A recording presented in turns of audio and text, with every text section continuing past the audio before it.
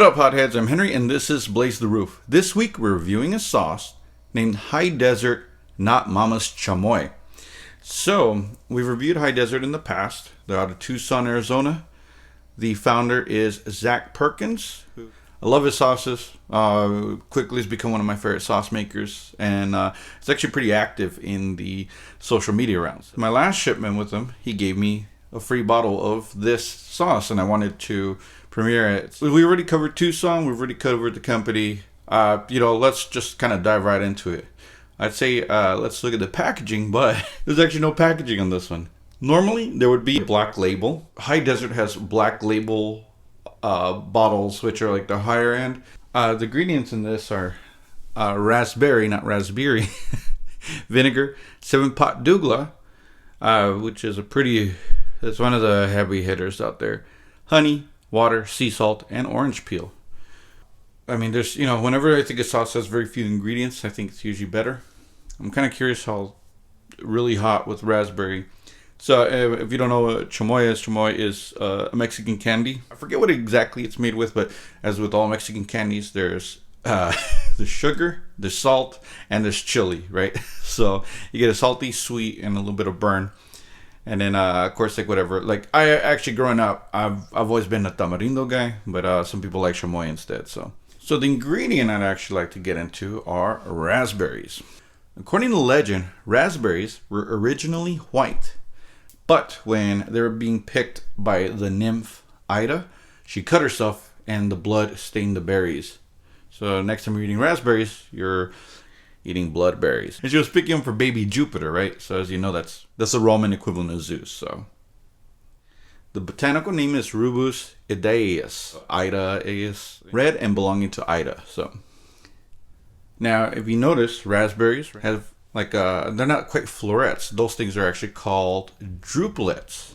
So they're basically a lot of individual fruit connected around an empty core, and that's key. There's a hollow core in the middle of raspberries. The raspberry is made up of 1 to 200 of those drupelets, and each druplet contains a seed.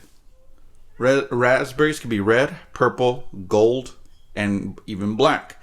So not to be confused with blackberries, blackberries have a solid core, whereas black raspberries have a hollow core. So unlike many other fruits, when they're picked, if they're unripe, they will not ripen off the vine. Before we get any further though, let's hear from this week's sponsor. Do you want to make your poop shoot less poopy? Shoot! Here at Pink Castle Bleaching, we can help out with that. Last thing you need is a chocolate starfish to muddy things up. Before you get your bung tongue, get it looking like a pink starburst. And best of all, our prices won't make you pucker. Pink Castle. Your pooper will look super.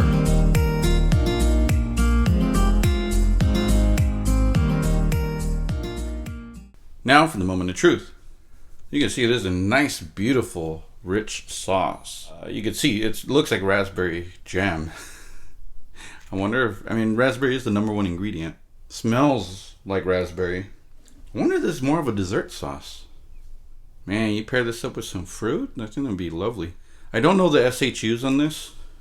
It just says it's extra hot. And if it's a 7-pot douglas, it's going to be hot. Looks like reddish, purplish raspberry, right? Looks like what you would expect out of the color of raspberry.